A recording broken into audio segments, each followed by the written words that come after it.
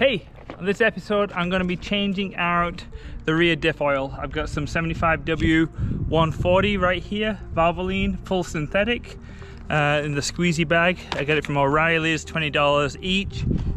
You do need 5 of them or 4.5 of them. Rear differential, it was a 13 mil, loosened all the bolts, let it drain out.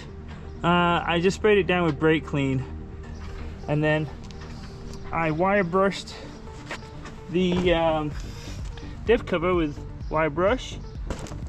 Then I used rust reformer on it, and now I'm going back over with a undercoating as well. So I'm just letting that dry right now. I've scraped off the gasket already. There's a lot of RTV on there, just grossness. So did that with a razor blade. I got the new gasket ready to go. I got to clean off a little bit of gasket over there on the rear diff, and then we're good to put that together.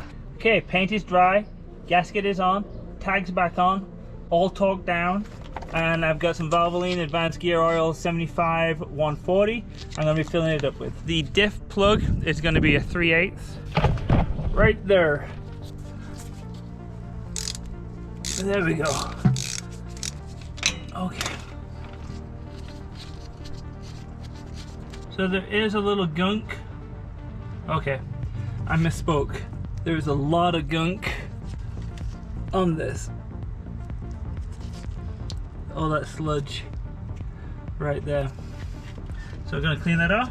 I went to Harbor Freight and I got this transfer pump for $8.99 that's gonna be able to put the oil into my diff without having to use a funnel or squeeze the bags directly into it.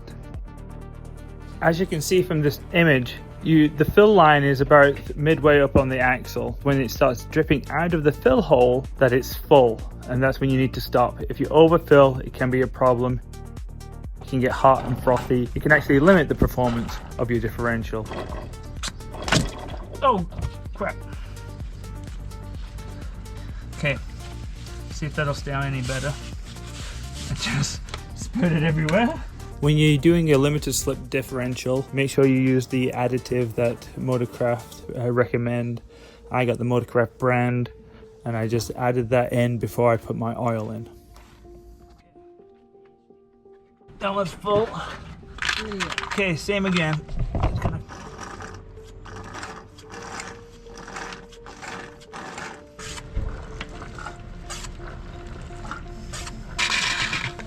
So once you get it dripping, that's done.